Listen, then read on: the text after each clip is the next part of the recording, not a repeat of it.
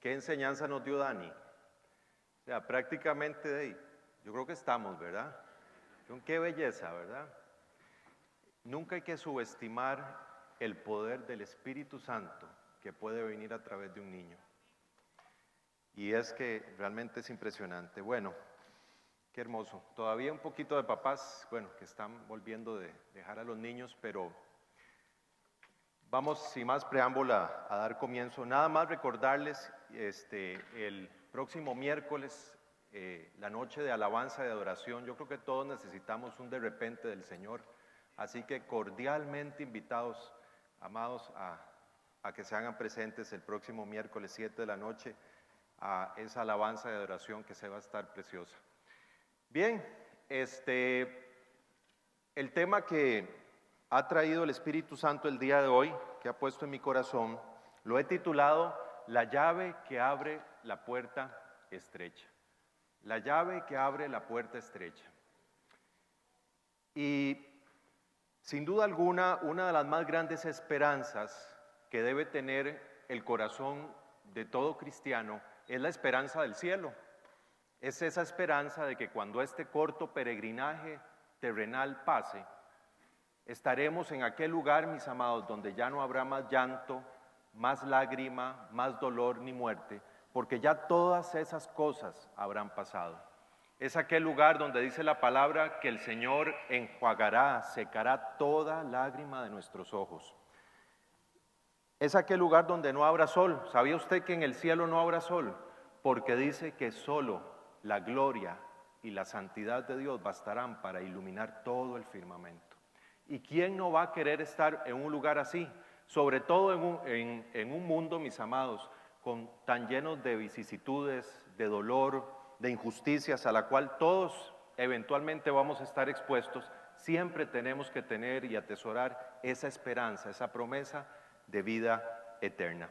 Y bueno, en ese sentido, hoy vamos a hablar, vamos a profundizar, vamos a meditar y a reflexionar en la que, a mi juicio, es la más hermosa y más importante de todas las doctrinas de las Sagradas Escrituras, y es la doctrina de la salvación. Hoy vamos a hablar de la salvación. Y ustedes dirán, ¿es importante hablar sobre este tema? Bueno, definitivamente, dice la palabra en Oseas 4, mi pueblo perece por falta de conocimiento. Y si hay una doctrina, amados, que tenemos que tratar como cristianos de tener conocimiento, es en la doctrina de la salvación, por dos cosas principalmente. Número uno, porque es el punto neurálgico y corazón finalmente de la obra de Cristo en la cruz del Calvario.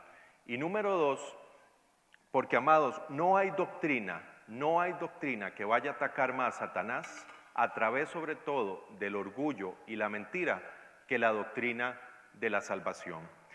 Y les voy a pedir que no tomen esta enseñanza, ¿verdad?, con temor, o esto no es para infligir miedo, no, todo lo contrario, es para ver la gloria de Dios detrás de su plan redentor en nosotros.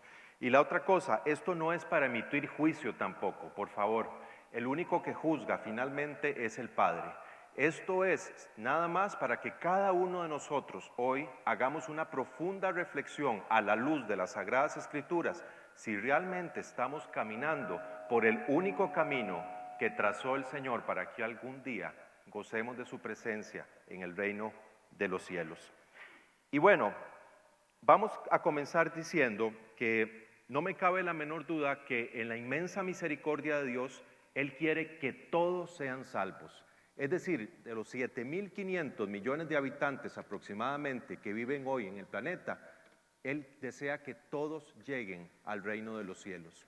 Y su palabra lo dice. Recordemos en el Evangelio de Mateo, cuando el Señor estaba con sus discípulos y habían unos niños jugando, ¿y qué les dice? Es la voluntad del Padre que ninguno de estos pequeñitos perezca. El apóstol Pablo en 1 Timoteo dice que es la voluntad del Salvador que todos sean salvos. Y en 2 de Pedro el apóstol dice que es la voluntad de Dios que ninguno sea destruido y que todos lleguen a arrepentimiento. Entonces, como ven, amados, hay una gracia salvadora que envuelve a todo el planeta.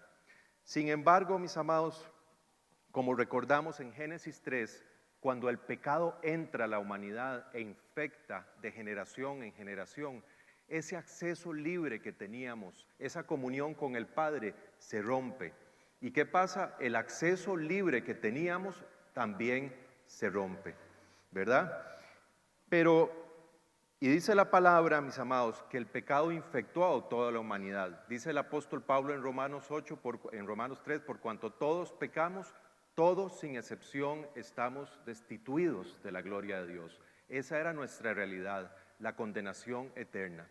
Pero ¿qué sucede? Siempre en la misericordia de Dios, en la eternidad, como lo vimos en la cena del Señor, se hace un pacto de redención, un acuerdo legal entre Dios y los hombres, en donde Dios Padre un día destinaría que su unigénito Hijo bajaría a la tierra precisamente para ser clavado y con su sangre limpiarnos precisamente de esos pecados, restaurar la comunión con el Padre y abrirnos finalmente, nuevamente, la puerta de acceso a la vida eterna. Y mis amados, ¿cuál es el único requisito que nos pide el Señor para algún día llegar a gozar del cielo? Precisamente abrazar esa obra redentora de Cristo en la cruz del Calvario. Y aquí vamos a hacer la primera reflexión de esta enseñanza, porque aunque la voluntad del Padre es que todos sean salvos, mis amados, tristemente las Sagradas Escrituras nos dice que la realidad va a ser otra. ¿Qué dice la palabra en el Evangelio de Mateo? Son muchos los llamados, mas pocos los escogidos. ¿Y esto por qué? Porque la humanidad sencillamente ha rechazado la obra redentora de Cristo, mis amados. Y esto no lo podemos pasar por alto nosotros como cristianos. Primero, haciendo una autorreflexión sobre nuestra condición, pero también para que no nos olvidemos, mis amados, que somos sal y luz de la tierra, que somos llamados a ser pescadores de almas, no cansarnos de seguir evangelizando y compartiendo el evangelio. ¿Por qué? Porque vivimos en una humanidad que cree que todos van a ser salvos. Ese es el concepto. La gente minimiza el concepto de la salvación.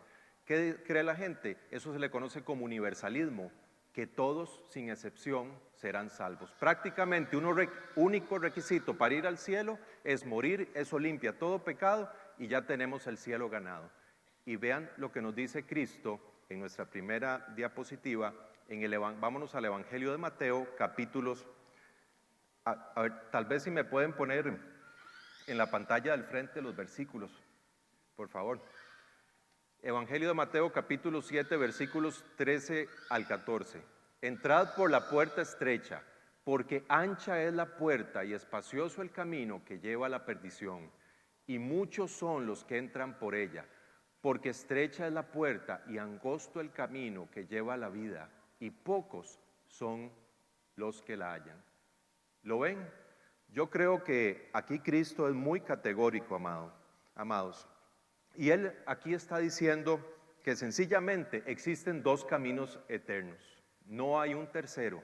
No hay un tercero porque Dios no es un Dios de grises, amados. O es blanco o es negro, ¿cierto?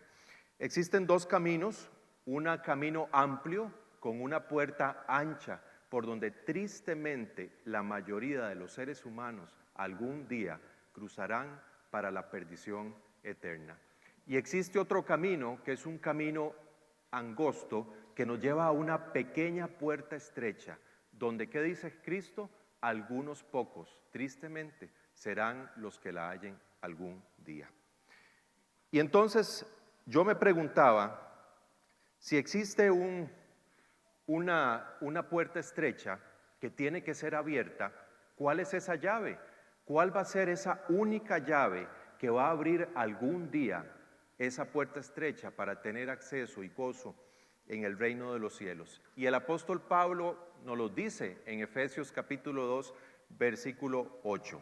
Dice el apóstol, porque por gracia sois salvos, por medio de la fe. Y esto no de vosotros, pues es don de Dios. Mis amados, hoy vamos a hablar de la única llave que algún día abrirá la puerta estrecha, y es la fe salvadora. Hoy vamos a adentrarnos en el punto central de la doctrina de la salvación, que es la fe salvadora. Y ustedes dirán, pero ¿por qué traer un tema como la salvación, que a veces no es tan popular en los púlpitos, verdad? ¿Por qué? ¿Qué inquietó mi corazón? Les voy a ser francos. Con tristeza he visto cómo en los últimos años y meses diversos líderes aparentemente cristianos han apostatado de su fe. ¿Qué quiere decir apostatado? La apostasía. Han corrompido, mis amados, y han tergiversado el significado de las Sagradas Escrituras, corrompiendo el orden, la voluntad y la santidad de Dios. Y esto iba a pasar, el Señor lo decía, va a ser uno de los signos de la segunda venida, que la segunda venida de Cristo se acerca, ¿verdad? Pero esto no tendría mucha importancia si no fuese que esos líderes espirituales siguen pronunciando una pequeña palabra de 2 letras llamada fe. Y entonces siguen incitando a miles de personas, tanto no creyentes como a personas que se denominan cristianas, a abrazar una fe, mis amados, que comulga con filosofías, con modos de vida, con ideologías que van a la luz de las Sagradas Escrituras en contra del orden, la voluntad y la santidad de Dios. Y esto, mis amados, no lo podemos pasar por alto, porque ¿qué pasa si usted tiene una llave que es incorrecta? Esa puerta nunca abrirá. Y hoy precisamente vamos a hablar un poquito sobre la única llave. Entonces, tenemos que estar atentos, sí, porque la apostasía precisamente vendrá, tocará las iglesias, está escrito, ¿verdad? Y en este sentido, uno se pregunta, pero ¿qué más muestra de mi fe que estar aquí? Si yo vengo aquí a la iglesia es porque yo tengo una fe salvadora, esto ya asegura mi salvación. Aparte que yo soy bautizado, ¿verdad? Yo sirvo en ministerios, vengo a la cena del Señor, no falta un sábado o un domingo, así que ¿qué más ejemplo de mi salvación? Mis amados, vean cómo al finalizar el Sermón del Monte, cuando el Señor nos da las 9 bienaventuranzas, vean en el Evangelio de Mateo cómo el Señor cierra con este versículo que hace un llamado a cada uno de nosotros a reflexionar y a todas las iglesias cristianas del mundo a reflexionar al respecto. Mateo capítulo 7, 21 al 23. Dice Cristo, no todo el que me dice, Señor, Señor, entrará en el reino de los cielos, sino el que hace la voluntad de mi Padre que está en los cielos. Muchos me dirán en aquel día, ¿en cuál día? En el día del juicio. Señor, Señor, ¿pero acaso no profetizamos en tu nombre? ¿Y en tu nombre echamos fuera demonios? ¿Y en tu nombre hicimos muchos milagros? Y entonces les declararé, nunca os conocí, apartaos de mí, hacedores de maldad. Palabras duras.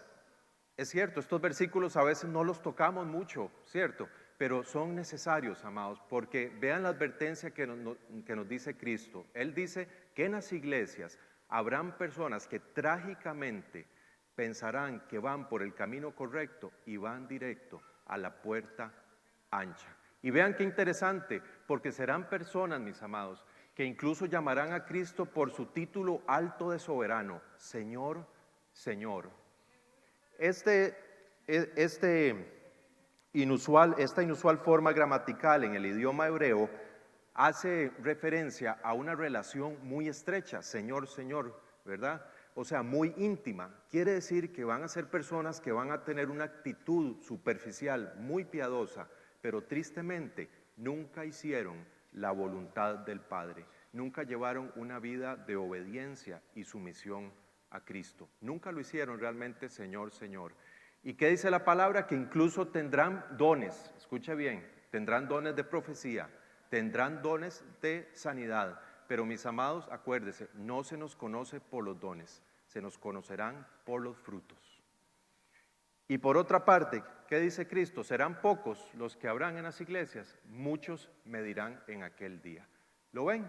Entonces, todo esto, por eso nos tiene que hacer a todos reflexionar si estamos precisamente caminando por el camino correcto y eventualmente hacer las correcciones. Y vean cómo el apóstol Pablo y el apóstol Pedro son categóricos en esto, de que cada uno de nosotros tenemos que reflexionar en este sentido. Vean lo que nos dice el apóstol Pedro en 2 de Pedro capítulo 1, versículos del 10 al 11.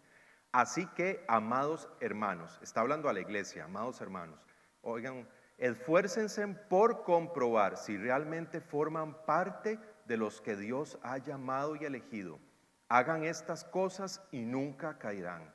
Entonces Dios les dará un gran recibimiento en el reino eterno de nuestro Señor y Salvador Jesucristo.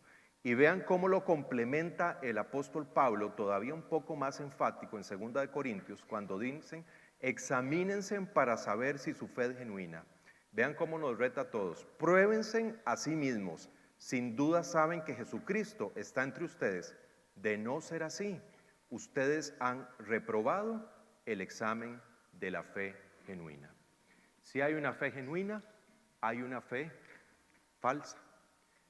Entonces, hoy vamos, mis amados, a adentrarnos precisamente en la única fe genuina, la fe salvadora, la única llave que abrirá la puerta estrecha.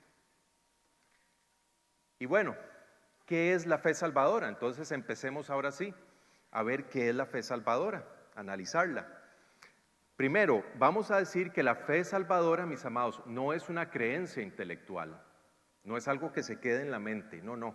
La fe salvadora habla de una confianza personal en la figura de Jesucristo como persona viva, y repito, viva, no un cuento, no un mito, no una superstición, no alguien que quedó muerto en una cruz o quedó en un sepulcro, no, una persona viva en la cual de ahora en adelante lo haremos dueño, Señor y soberano de nuestra vida, sabiendo que Él podrá perdonarnos y dejar nuestros pecados blancos como la nieve y regalarnos algún día la vida eterna. Eso es la fe salvadora. Entonces, primer concepto y requisito, mis amados, la fe salvadora tiene que ser absoluta, única y exclusivamente centrada en la figura de Jesucristo. Tiene que ser cristocéntrica. Y en este sentido les voy a explicar, y no quiero que me malentiendan, a veces es mejor tener una pequeña fe, pero puesta en el objeto correcto, que una gran fe, pero puesta en el objeto incorrecto. Y permítanme explicarle en el Evangelio de Mateo lo que dice, cómo el Señor Jesucristo nos lo dice. Decía Cristo a sus discípulos, si ustedes tuvieran fe, aún tan pequeña como este grano de mostaza, la semilla de mostaza es una cosita así, ustedes le dirían a esa montaña, muévase, y la montaña se movería. Nada le sería imposible. Porque mis amados, finalmente, ¿quién mueve la montaña?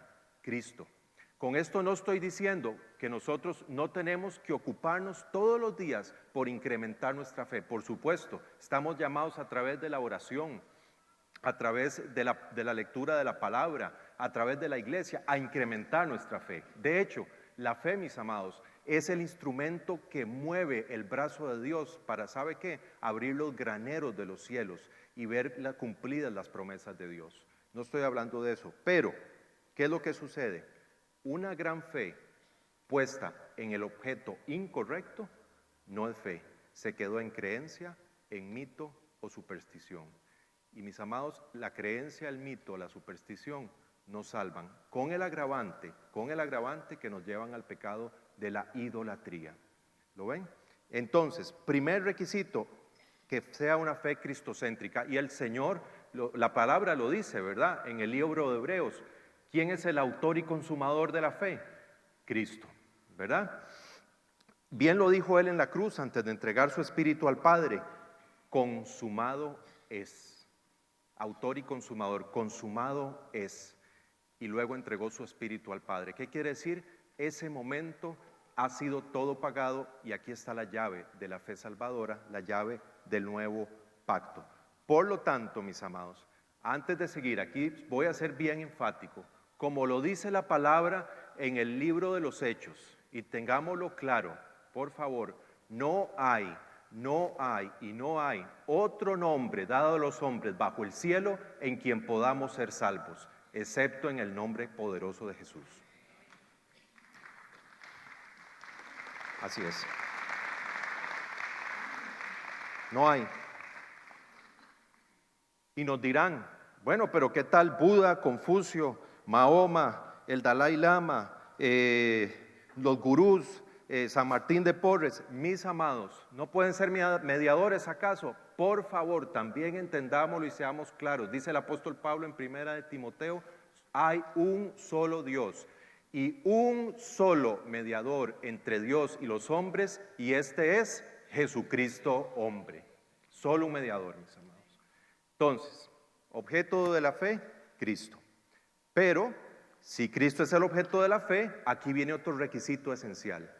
La fe salvadora tiene que ser bibliocéntrica, es decir, centrada únicamente en las Sagradas Escrituras. Y el apóstol Pablo es claro en esto, en Romanos, cuando nos dice, la fe es por el oír, ¿y el oír por qué? La palabra de Dios. ¿Lo ven? Mis amados, ¿por qué? Porque como dice la palabra, este libro es poder de Dios para salvación. Y Cristo fue enfático en esto. ¿Recuerdan ustedes en el Evangelio de Juan, cuando estando él en el templo, dice la palabra que le decía estas palabras a varios judíos que habían creído en él, les dice lo siguiente, y es muy categórico: si ustedes permanecen en mi palabra, serán verdaderamente mis discípulos. La palabra discípulo en el griego quiere decir aprendiz. ¿Quiénes estamos llamados a ser aprendices de Cristo? Absolutamente todos. Y sigue Cristo diciendo, y así conocerán la verdad. Es decir, así conocerán el camino que abre la puerta estrecha. Y la verdad los hará libres. ¿Lo ven? Y mis amados, ¿qué es la verdad? ¿La verdad son ideas humanas? ¿Son filosofías o ideologías humanas? No, no.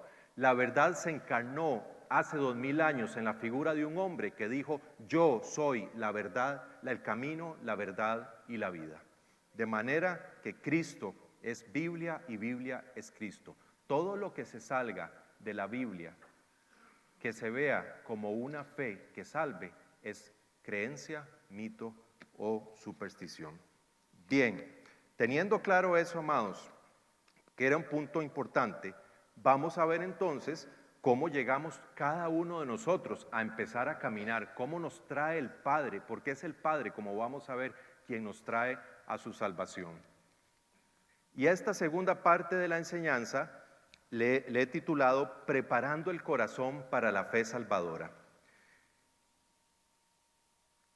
Miren, les voy a ser sincero, cuando yo preparaba esta enseñanza, cuando leía, escudriñaba las Escrituras y veía lo que hay detrás de esta obra redentora, ¿sabe qué sentía? Sencillamente gracia y misericordia. Gracia y misericordia. Y entonces este versículo quiero compartírselos porque sencillamente yo creo que resume lo que hay detrás de este plan redentor. A quien mucho se le perdona, mucho ama. Y ahora van a ver por qué. Y ustedes dirán, ¿por qué esta diapositiva? ¿Por qué esta imagen de una tierra que está siendo labrada? Porque así empezamos a caminar en la fe genuina y salvadora. ¿Cómo empezamos a caminar? Bueno, con un agricultor, con un poderoso agricultor, que es nuestro Dios, que toma su semilla, que es la fe salvadora, y que va a implantarla en tierra fértil. ¿Cuál es esa tierra fértil? Nuestro corazón. Pero ese corazón, mis amados, inicialmente ¿cómo se encuentra? Como tierra no labrada, orgullo, llena de dureza. Entonces, ¿qué pasa? Ese corazón tiene que labrarse, tiene que prepararse para que algún día este precioso agricultor implante esa semilla que eventualmente va a germinar y va a dar frutos. Pero mis amados, ese corazón no se puede preparar, o esa tierra no se puede preparar, si nosotros no somos conscientes dónde nos encontró nuestro Señor antes de llegar a una fe salvadora. ¿En qué situación, mis amados, nos encontrábamos a todos sin excepción? Nosotros, antes de llegar a la fe salvadora, ¿saben cuál es la palabra? Muerte. Muerte espiritual. Dice el apóstol Pablo en Efesios que estábamos muertos en delitos y pecados.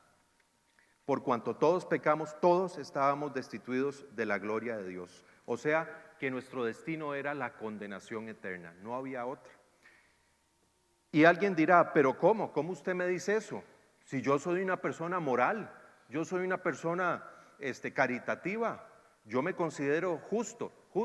Dice la palabra que justo no hay ni uno. Pero, ¿cómo usted me dice eso? Yo cumplo prácticamente con los 10 mandamientos. Yo aquí veo la lista y prácticamente los cumplo todos. Pero ese prácticamente ya nos condenó, amados. Porque dice Santiago en su epístola, que si nosotros violamos un solo mandamiento, un solo, ¿sabe qué pasa? Nos hacemos acreedores de los otros 9. ¿Verdad? Nos llevamos en banda a los otros 9. Y mis amados, seamos francos, ¿Quién puede cumplir a cabalidad los 10 mandamientos? Absolutamente nadie. Solo hubo un hombre que puso pie en la tierra, ese fue Cristo. Nada más. Y esto es importante porque vean qué categórico es el Señor. Vámonos al Evangelio de Marcos. ¿Se acuerdan ustedes la historia del joven rico? Vean cómo el Señor Jesucristo enfatiza en esto. Evangelio de Marcos, capítulo 10, versículos del 17 al 18. Es la historia del joven rico. Dice, al salir él para seguir su camino, es decir, Cristo, vino uno corriendo, refiriéndose al joven rico. E hincando la rodilla delante de él, le preguntó, Maestro bueno, ¿qué haré para heredar la vida eterna? Jesús le dijo, ¿por qué me llamas bueno? Ninguno hay bueno, sino solo uno. Dios. Vean qué interesante, porque aquí tenemos un joven que busca a Jesús y le pregunta, ¿cuáles son los requerimientos para ir al cielo algún día? Pero ¿qué pasa? En su omnisciencia como Dios que es, Cristo ve su corazón y ve el orgullo que hay en este joven, ¿verdad? Y en el corazón de este joven, ¿qué había? Había autojustificación, había orgullo. Yo le voy a preguntar, pero yo ya sé que merezco el cielo. Porque yo soy bueno, soy moral, soy caritativo. Así le llega a él a Cristo, ¿verdad? Y viendo Cristo esto, en lugar de ir a darle los requerimientos inmediatamente, vean en su sabiduría cómo le cambia la pregunta, la respuesta. Y le dice, bueno solo uno, Dios. ¿Y por qué voy a esto? Mis amados, existe una forma de pensamiento debido a nuestra naturaleza caída, en donde nosotros siempre vamos a querer justificarnos por nuestros propios méritos humanos, por nuestras propias obras. A esto se le conoce como el legalismo. El legalismo es peligroso porque el legalismo involucra orgullo humano, es querernos justificar por nuestros propios medios. Nosotros siempre vamos a querer justificarnos ante Dios, ¿sabe cómo? Comparándonos entre nosotros. ¿Qué tan bueno soy yo con respecto al otro? Entonces no soy tan malo, ¿verdad? Si yo no mato, yo no soy tan malo, merezco el cielo. Pero mis amados, la vara, el estándar con el que nosotros no debemos comparar la justicia ante Dios, no es con nosotros mismos. ¿Sabe con qué es? Con la gloria de Dios. Ahí es donde tenemos que llevar nuestras justicias. Es decir, saber quiénes somos nosotros y quién es Él. Y cuando hablo de la gloria de Dios, es llevar nuestras justicias directamente al mayor atributo, al atributo que está por encima de todo atributo que caracteriza a nuestro Dios. ¿Y sabe cuál es? Su santidad. En el año octavo, en el siglo octavo, antes de Cristo, Israel vivía una crisis política, espiritual, religiosa sin precedentes. ¿Recuerdan ustedes que había muerto el rey Usías y el país se encontraba realmente en una situación caótica y una gran decadencia moral también? Pero en la misericordia de Dios, ese año, el Señor levanta a un gran hombre. Levantaría un gran hombre que, como ustedes saben, es el profeta Isaías. Y recuerdan ustedes que el día de su nombramiento, Isaías 6, Dios lleva a Isaías al templo de Jerusalén.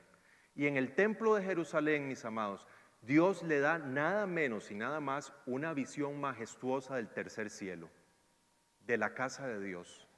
Pero no solo eso, sino que lo lleva directamente a tener una visión del mismo trono de Dios. Es decir, Isaías ve una visión de Dios sentado en su trono.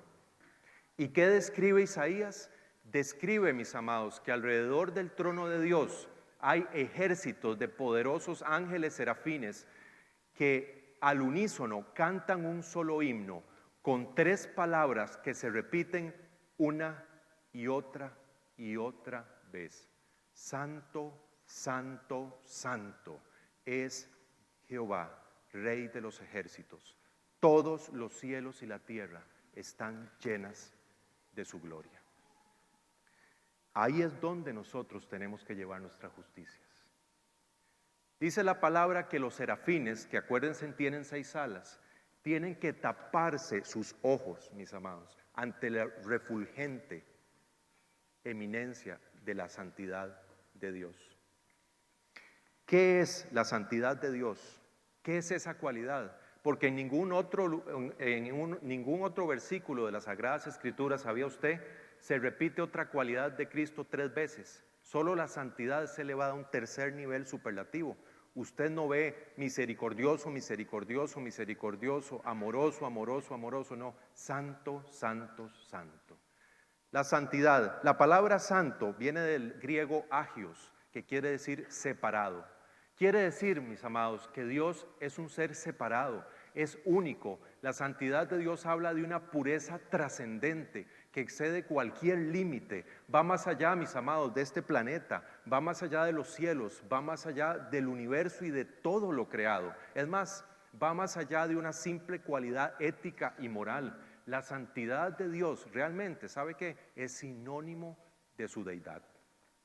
Ahora entendemos, mis amados, lo devastador que es el pecado ante un Dios santo. Y si entendemos esto y somos pecadores, no había posibilidad. Y vean en este sentido lo que sucede con Isaías. Porque Isaías en aquel tiempo probablemente, mis amados, era calificado como el hombre más moral, más ético, ¿sí? El hombre más carismático y piadoso en todo Israel. Y sí lo era, realmente. Pero vean, y él podía sostener tal vez una gran autoestima al respecto, acerca de él, ¿verdad? Pero vean lo que sucede y lo que exclama él cuando es expuesto a un Dios santo. Entonces dije, ay de mí que soy muerto, porque siendo hombre inmundo de labios y habitando en medio de pueblo que tiene labios inmundos, han visto mis ojos al Rey, Jehová de los ejércitos. ¿Lo ven? Un hombre que aquí en la tierra probablemente pudo haber dicho, yo sí que soy bueno, sí que soy íntegro y moral. Ahora cuando era expuesto a la santidad de Dios, ¿qué dice? Merezco morir. Vean qué interesante, porque en la psicología moderna, fíjense en que esta expresión, ay de mí, soy muerto, es como una sensación de desintegración personal. Quiere decir que lo que estaba sintiendo Isaías cuando ve a Dios en su trono y es expuesto a la santidad, él sentía que se partía en miles de pedazos. Y la integridad del profeta venía completamente desintegrada ante la presencia de un Dios santo. Mis amados, pero no solo eso. Nada más vean ahora cómo él se califica. Antes que hubiera dicho aquí, hombre íntegro, hombre bueno, me merezco el cielo. Y ahora cómo se califica ante Dios, hombre inmundo de labios. Pero no solo eso, vean cómo le dice a su pueblo, pueblo que tiene labios inmundos. ¿Lo ve? Él que pudo haber dicho, yo soy mejor que esos, ahora ¿qué pasa? Ante un Dios santo entra en equivalencia. ¿Qué decía Cristo? Bueno no hay uno, sino solo Dios. Y esto es importante saberlo porque entonces, vamos a la siguiente diapositiva, porque entonces nos encontramos con la siguiente pregunta. Señor, somos hechos a imagen y semejanza tuya. A imagen de Dios los creó, dice tu palabra. Entonces, si tú eres santo, tú nos exiges que seas santos. Y es así, sean santos porque yo soy santo. Pero Señor, tu palabra dice en 1 Samuel, nadie es santo como tú. Aparte de ti no hay nadie, no hay roca como nuestro Dios. Entonces, ¿cómo nos exiges que seamos santos si solo tú eres santo? No podemos alcanzar el estándar. Eso quiere decir que estamos muertos, no hay posibilidad de salvarnos. Exactamente. Ahí quiere llevar el Señor a nuestro corazón, a entender, mis amados, que en nuestra autosuficiencia, por más buenos que creamos, por más buenas obras, nunca, jamás podremos justificarnos ante un Dios santo. Y ahí es donde entonces comprendemos que nosotros necesitamos un agente externo que nos salve. Es decir, necesitamos a un Salvador. Pero cuando entendemos, mis amados, que este Salvador es precisamente ese que los ángeles le cantan, Santo, Santo, Santo, que se encarnó y vino aquí a la tierra a abrir sus brazos y a ser destrozado en una cruz y derramar su sangre, por puro amor a usted y a mí, es cuando entendemos que a quien mucho se le perdona, mucho ama. Mis amados, el Señor no quiere obras para nuestra salvación como medio de la salvación. No quiere sacrificios. Solo hay un sacrificio que Él sí quiere. ¿Sabe cuál es? Que es la tierra fértil para que Él implante su semilla. ¿Sabe cuál es? Él, dice el Salmo 51, Él nunca rechazará a un corazón humillado y arrepentido. Él nunca rechazará a un corazón quebrantado que abra ese orgullo y deje que implante la semilla su Santo Espíritu. Y en ese sentido, vean lo que nos dice claramente el apóstol Pablo en Efesios.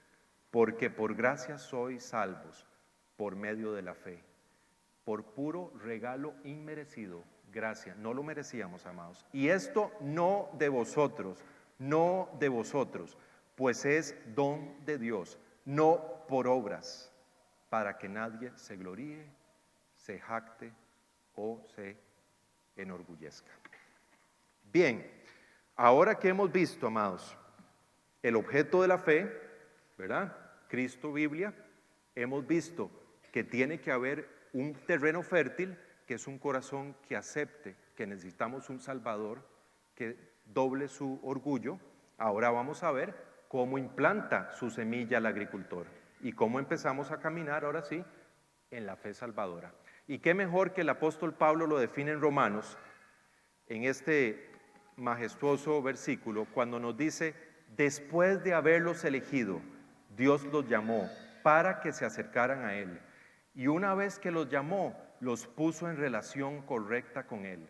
Y luego de ponerlos en relación correcta con Él, les dio su gloria. Y vamos a ver el inmenso amor de Dios detrás de su fe salvadora. Porque, mis amados, muchas veces creemos que somos nosotros el que dimos el paso. Pero ¿sabe qué dice la palabra? Si hoy nosotros lo amamos, es porque Él nos amó primero. Muchas veces uno utiliza la frase, tal vez a mí me ha pasado y tal vez a usted le ha pasado, yo me convertí. ¿Te ha visto? Yo me convertí tal día, tal fecha, por tales motivos, y ese yo no sé, a veces se entiende como que yo me adjudico cierto mérito porque fui el que di el primer paso hacia la fe salvadora. Pero mis amados, es todo lo contrario. Recuerde una cosa y vean qué misericordia. Siempre, siempre, siempre va a ser Dios a buscarnos primero. Siempre. Y así fue desde el inicio. ¿Qué pasó en Génesis 3 cuando Adán y Eva pecan? ¿Acaso fueron ellos a buscar a Dios? No, hombre, ellos se fueron inmediatamente a esconder detrás de hojas de higuera, ¿cierto? Detrás de arbustos, ¿verdad? Avergonzados, temerosos, ¿verdad? Y nada más se oye una voz que dice, Adán, ¿dónde estás tú? ¿Lo ven?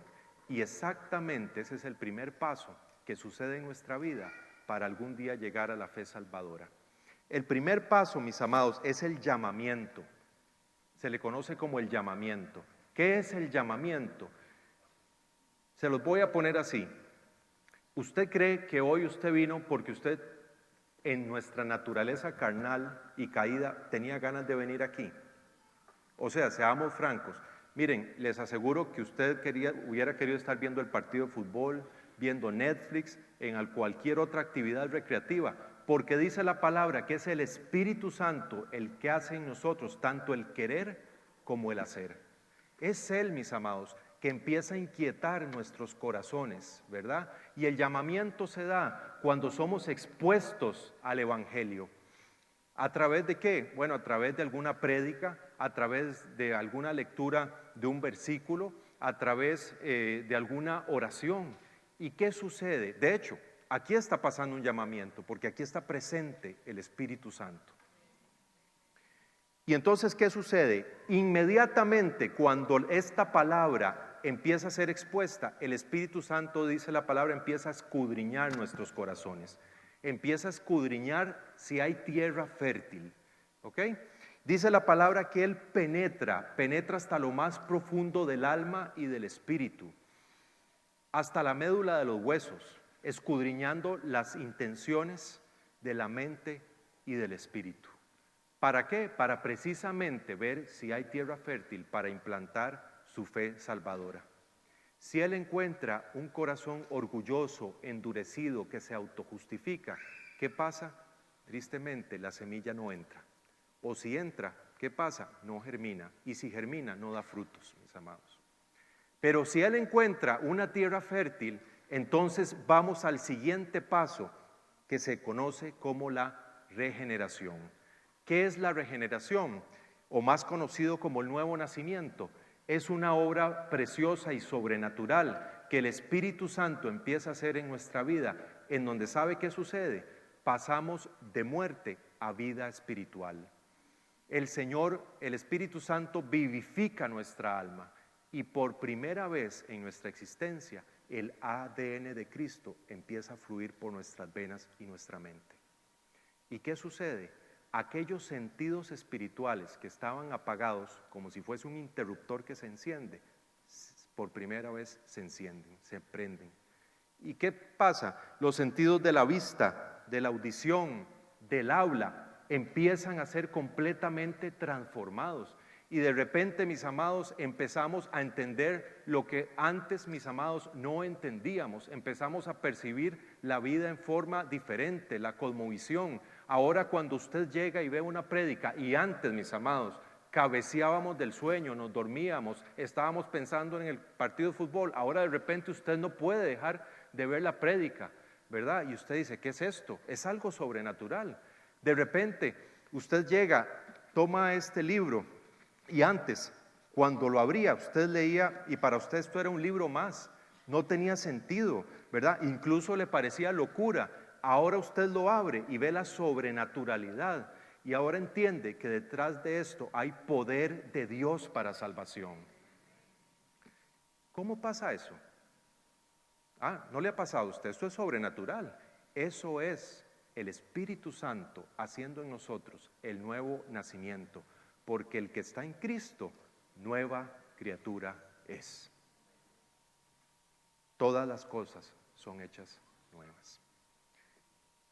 Si el Espíritu Santo, el agricultor, implanta la semilla y se ha producido la regeneración, esta regeneración, este nuevo nacimiento, nos prepara para el siguiente paso en la fe salvadora. Y este paso, mis amados, es trascendental, porque es el paso que va a sellar definitivamente la fe salvadora, y es la conversión. ¿Qué es la conversión? La conversión es otra obra del Espíritu Santo, donde Él nos lleva en oración. Él nos lleva en oración porque, como dice el apóstol Pablo, debemos de confesar con nuestra boca. Él nos lleva en oración a hacer dos cosas, porque la conversión genuina, verdadera, se compone por dos cosas, muy importantes.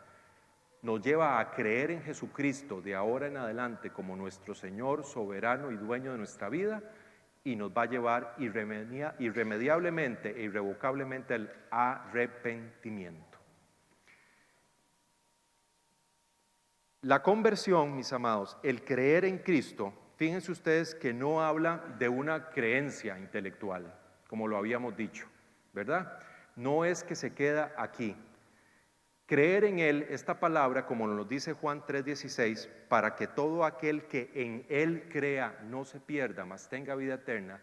Fíjense ustedes que en el original griego hace referencia a la palabra pisteu, que es prácticamente, mis amados, vivir ahora, de ahora en adelante, en una confianza tal que de ahora en adelante descansaremos y viviremos dentro de la figura de Jesucristo.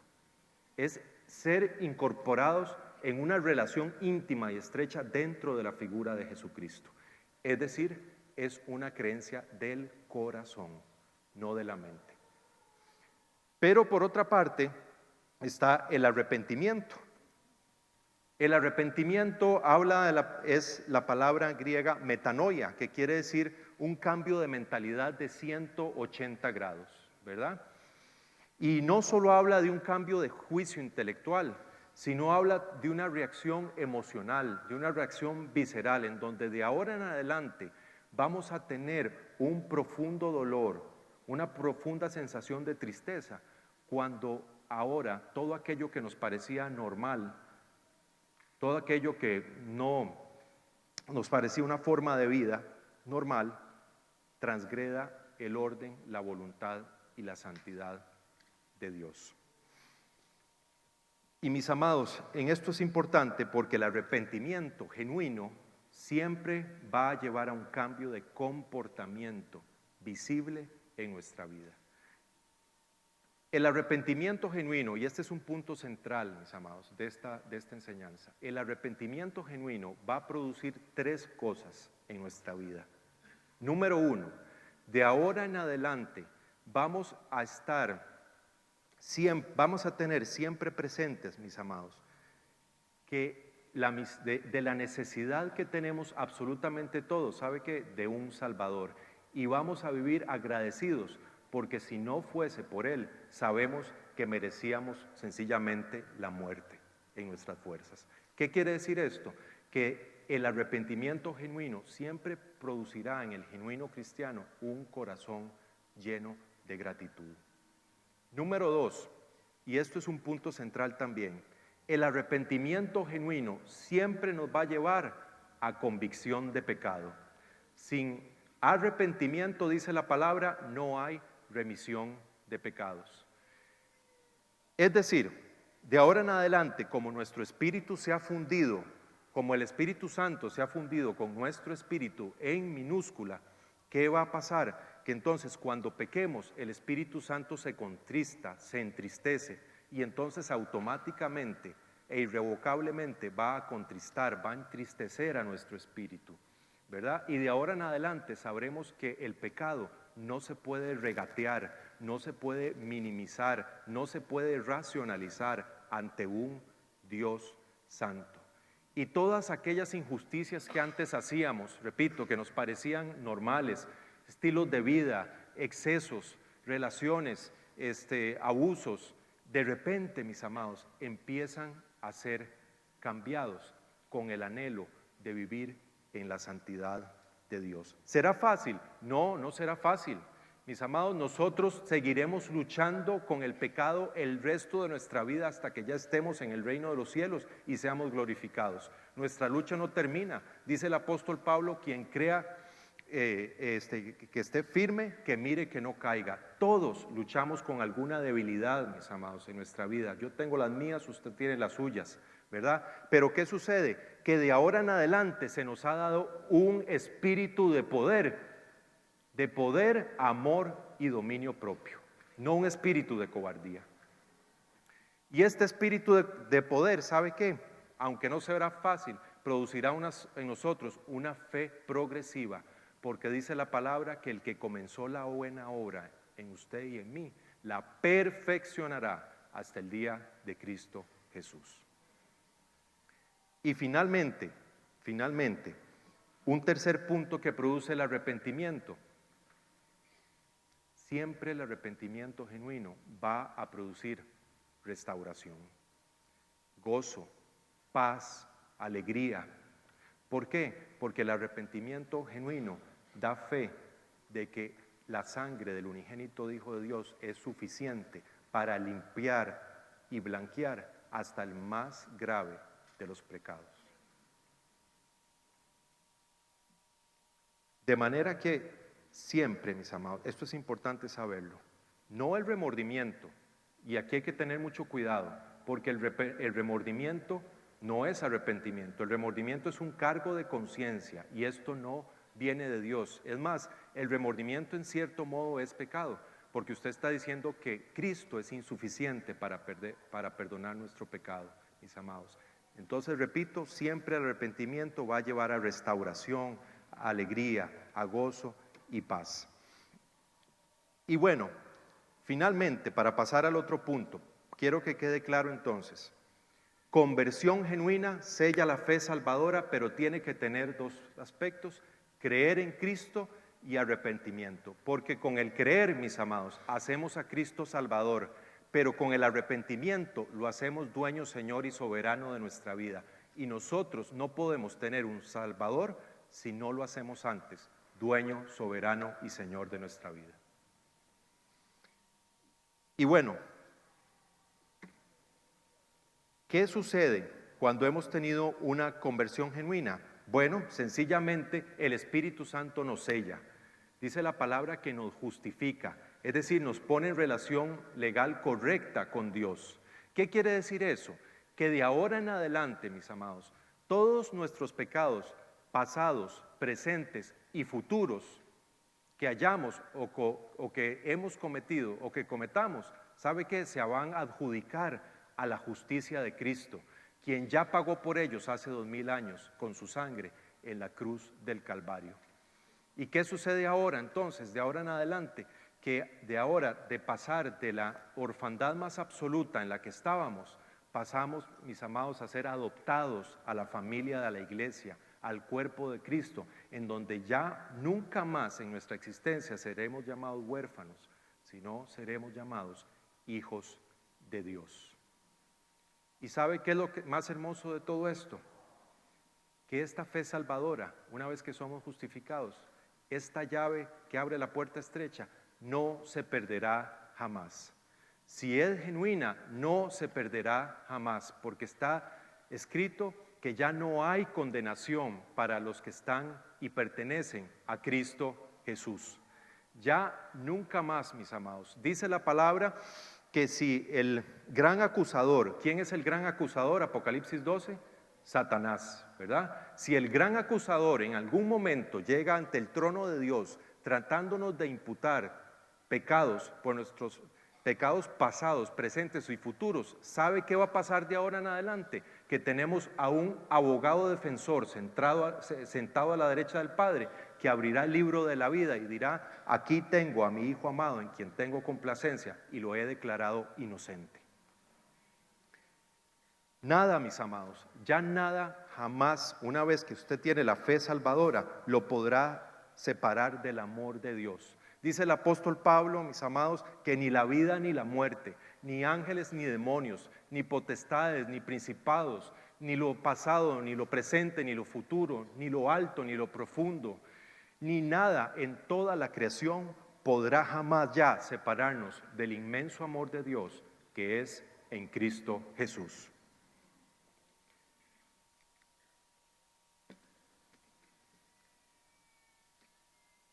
Y ya casi para entrar a la reflexión final, y esto es un punto central, amados, hablamos de que las obras nunca nos van a justificar, y es cierto, no son el medio, pero vean lo que dice Santiago capítulo 2, versículos 14 al 17. Hermanos míos, ¿de qué aprovechará si alguno dice que tiene fe y no tiene obras? ¿Podrá la fe salvarle? Así también la fe, si no tiene obras, es muerta en sí misma. La fe sin obras, amados, es muerta. Y uno podría decir, pero de ahí, aquí se están contradiciendo Romanos, Efesios con Santiago. ¿Qué es esto? No, aquí no hay ninguna contradicción. Aquí hay un complemento, mis amados. Las obras nunca van a ser el medio de nuestra salvación, porque implicaría orgullo o mérito humano, pero sí son la evidencia de nuestra salvación. Mis amados, la persona que diga ser cristiana, aunque lleve meses o años, pero no dé evidencia con buenas acciones y buenas obras de un cambio de comportamiento, primero empezando por su familia, por su núcleo familiar, que es donde tenemos que dar nuestra primera evidencia realmente de una fe salvadora, debe valorar si realmente está caminando en una gracia salvadora. Número 2, no lo he puesto, porque, bueno, por cierto, ¿por qué? ¿Por qué ahora vamos a tener que hacer buenas obras? ¿Por nuestro mérito? Ahora sí, no, estas buenas obras que vamos a hacer de ahora en adelante no nos podemos vanagloriar, porque van a ser producto también del Espíritu Santo que ahora obra en nosotros a través de un proceso que es enteramente de Él llamado la santificación. ¿Qué es? Que Él va a tomar todas aquellas iniquidades nuestras, aquella ira, aquellas injusticias, ¿y sabe qué va a pasar? Las va a ir transformando para hacernos cada día más conforme al carácter de Jesucristo. Es decir, cada día más hombres y mujeres llenos de alegría, de amor, de alegría, de paz, paciencia, de fidelidad, de humildad, de benignidad y dominio propio. Gálatas 5. ¿Lo ven? Es producto del Espíritu Santo. Ahí no lo he puesto, pero finalmente, ya con esto vamos a la reflexión.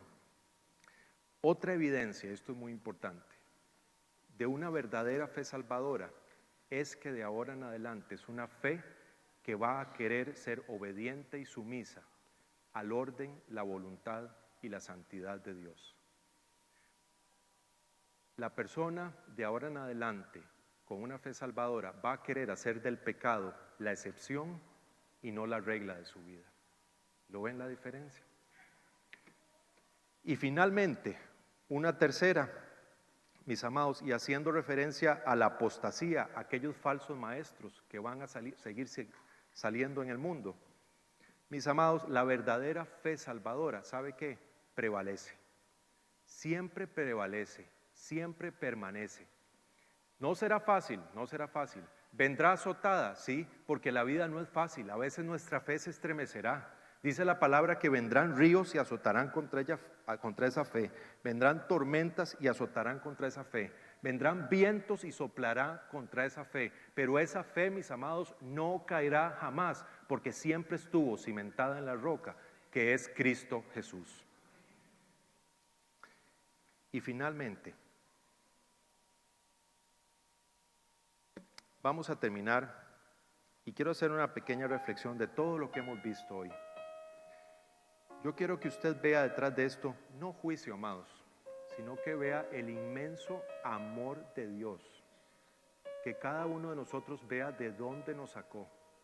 Pero no solo eso, de dónde nos sacó, a dónde nos quiere llevar Él. Quiero partir del hecho de que el Espíritu Santo está en este lugar. Está en este lugar precisamente escudriñando cada corazón, mis amados. Buscando un corazón humilde, quebrantado, que diga: Señor, sencillamente reconozco que en mí no hay posibilidad, que necesito un Salvador. Miren, amados, la iglesia, ¿sabe qué? Yo lo comparo con un hospital. La iglesia es un hospital en donde todos aquí venimos, ¿sabe qué? Con enfermos espiritualmente. Y cuando digo todos, es todos. Este lugar no es para santurrones o no es para los que se creen muy sanos.